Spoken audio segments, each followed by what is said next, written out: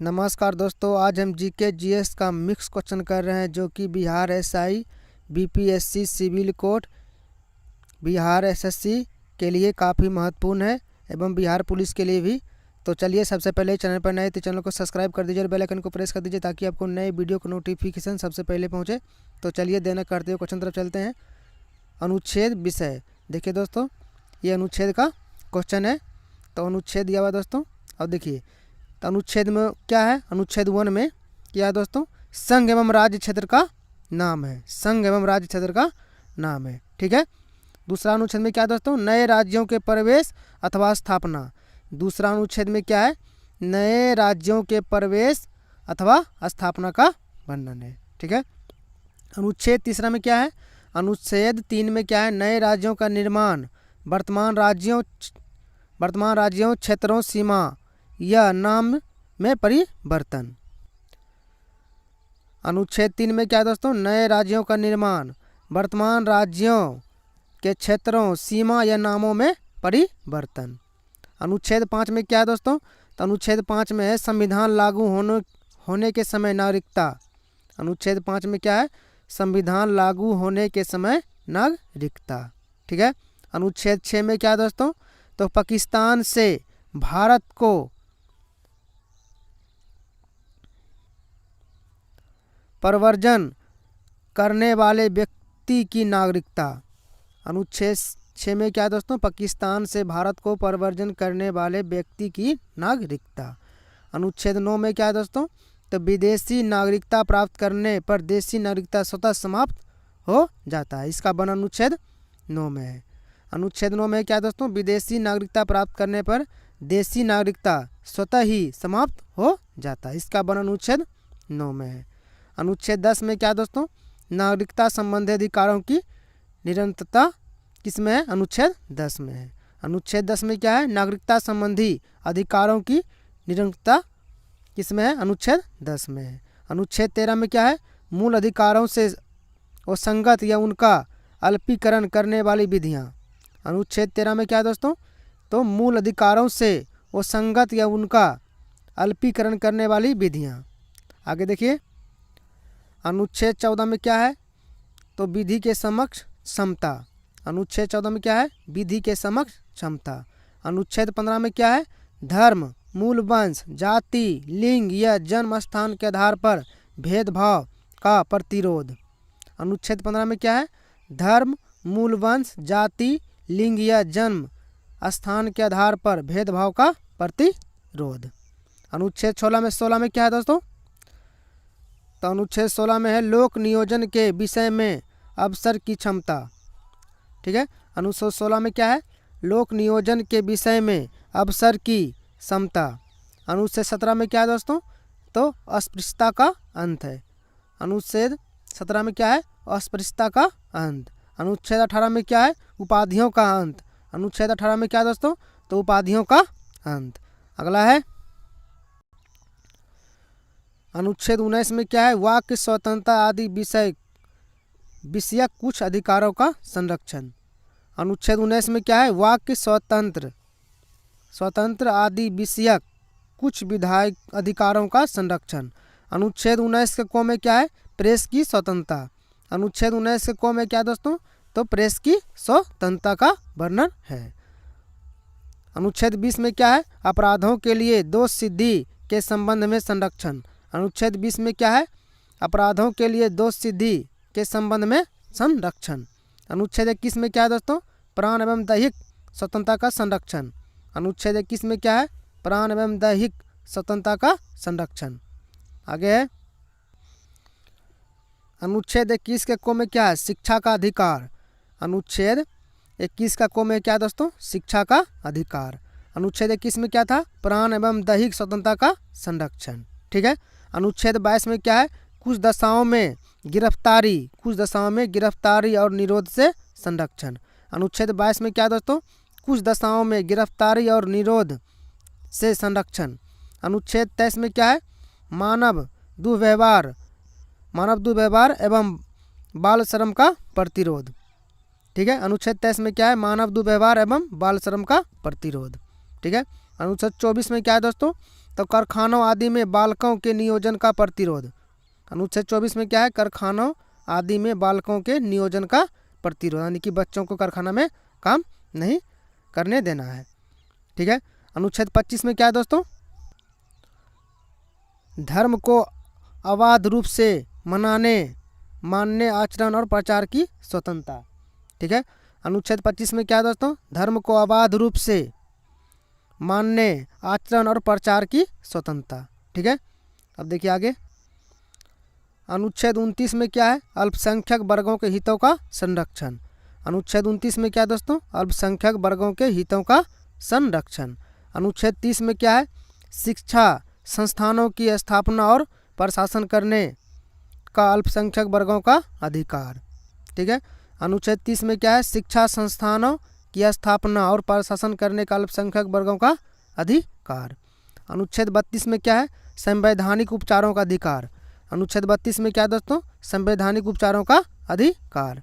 अनुच्छेद 38 में क्या है दोस्तों, तो राज्य लोक कल्याण की अभिवृद्धि के लिए सामाजिक व्यवस्था बनाएगा। अनुच्छेद 38 में क्या है, राज्य लोक कल्याण की अभिवृद्धि के लिए सामाजिक व्यवस्था बनाएगा। अनुच्छेद 39 में क्या है, राज्य द्वारा अनुसारणीय कुछ नीति तत्व। अनुच्छेद 39 में क्या है दोस्तों, राज्य द्वारा अनुसारणीय कुछ नीति तत्व। आगे है अनुच्छेद 39 के को में क्या है, समान न्याय तथा निःशुल्क विधिक सहायता। ठीक है। अनुच्छेद 39 के को में क्या है दोस्तों, समान न्याय तथा निःशुल्क विधिक सहायता। अनुच्छेद 39 के खो में क्या है, समाज के भौतिक संरक्षणों का उचित स्वामित्व और वितरण। ठीक है। अनुच्छेद 39 के खो में क्या है, समाज के भौतिक संस्थानों का उचित स्वामित्व और वितरण। अनुच्छेद 39 के गो में क्या है दोस्तों, अर्थव्यवस्था में धन तथा उत्पादन के संसाधनों के हितकारी केंद्रीकरण का निषेध। अनुच्छेद 39 के गो में क्या है, अर्थव्यवस्था में धन तथा उत्पादन के संसाधनों के हितकारी केंद्रीकरण का निषेध। ठीक है। अनुच्छेद 40 में क्या है दोस्तों, तो अनुच्छेद 40 में ग्राम पंचायतों की स्थापना का प्रावधान का वर्णन है। अनुच्छेद 40 में क्या है, ग्राम पंचायतों की स्थापना का प्रावधान का वर्णन है। अनुच्छेद 41 में क्या है, कुछ दशाओं में काम, शिक्षा और लोक सहायता पाने का अधिकार।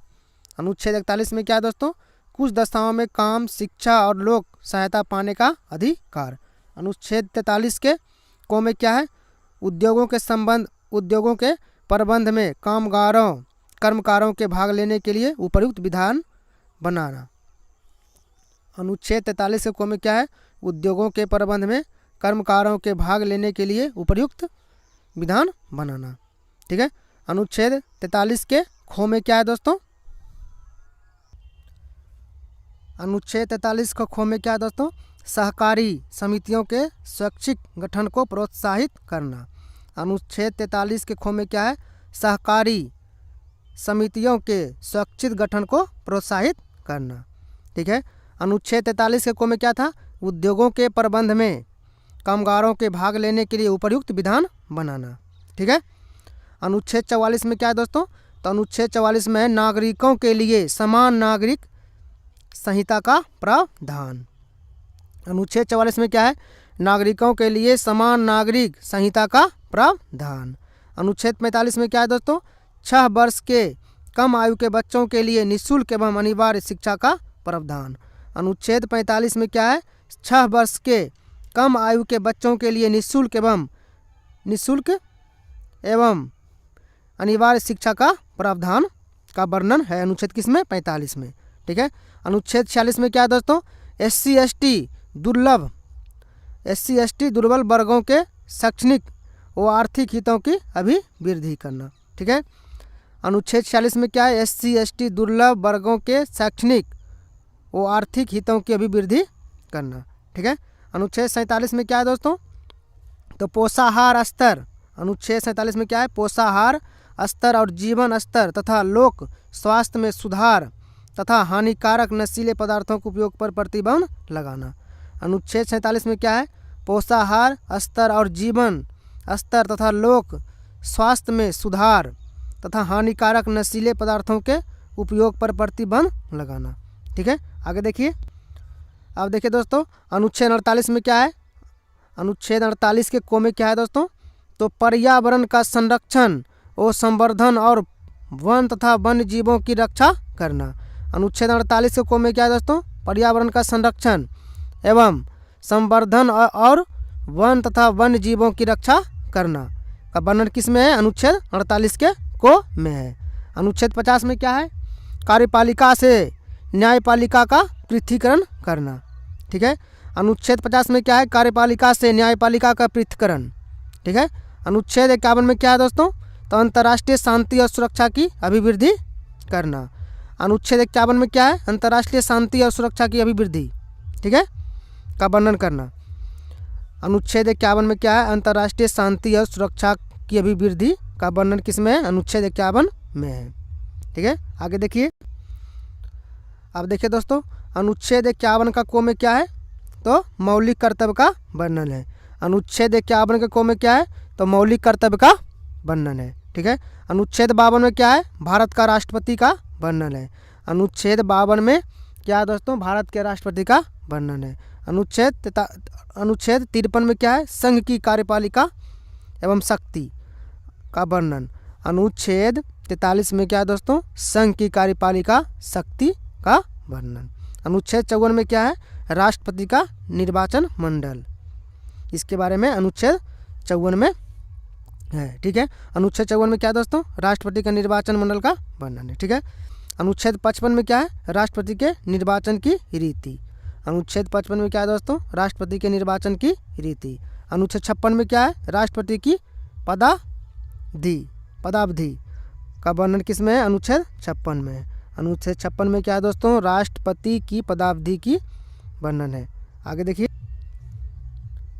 अनुच्छेद 57 में क्या है? तो पुनः निर्वाचन के लिए पात्रता। ठीक है, अनुच्छेद 57 में क्या है दोस्तों? पुनः निर्वाचन के लिए पात्रता का वर्णन किसमें है? अनुच्छेद 57 में। अनुच्छेद 58 में क्या है?